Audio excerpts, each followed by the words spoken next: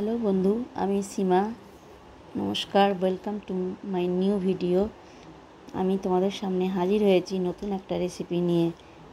Ingredients হলো fish flat 250 গ্রাম, চিংড়ি 125 গ্রাম, fresh deal 2 চামচ, পেঁয়াজ একটি মাঝারি, রসুন 4 কোয়া কুচানো, রসুন 4 কোয়া গোটা, কাসুন্দি 2 চামচ, দুধ 200 মিলি, ময়দা 2 টেবিল চামচ, তেজপাতা 2টি, গোটা গোলমরিচ আধা টেবিল চামচ, শেডার চিজ 4 টেবিল চামচ, আলু 2টি, মাখন প্রয়োজন মতো, ভেজিটেবল অয়েল 1 টেবিল চামচ, নুন প্রয়োজন মতো।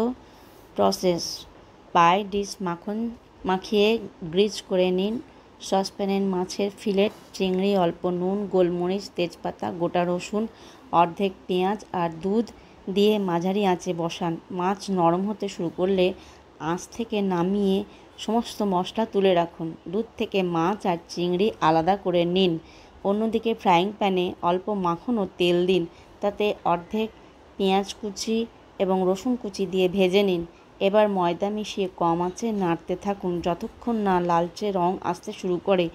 যে দুধে মাছ সিদ্ধ করা হয়েছিল সেটা দিয়ে দিন, তারপর কাসুন্দি দিন।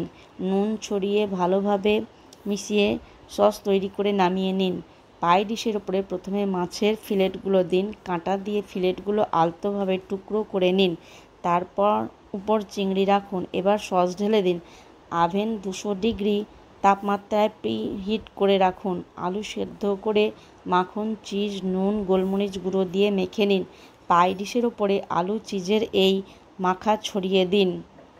ওপর থেকে গলানো মাখন ছড়িয়ে 200 ডিগ্রি সেন্টিগ্রেড তাপমাত্রায় 20 মিনিট ধরে বেক করুন। গরম গরম পরিবেশন করুন ফিশ পাই। আজ এই পর্যন্ত। সবাই ভালো থাকবেন। ধৈর্য ধরে শোনার জন্য অসংখ্য ধন্যবাদ। আপনাদের রেসিপিটি ভালো লাগলে ভিডিওটাকে লাইক, শেয়ার, সাবস্ক্রাইব করে দেবেন, তাতে আমার নতুন নতুন ভিডিও সবার আগে আপনাদের কাছে পৌঁছে যাবে।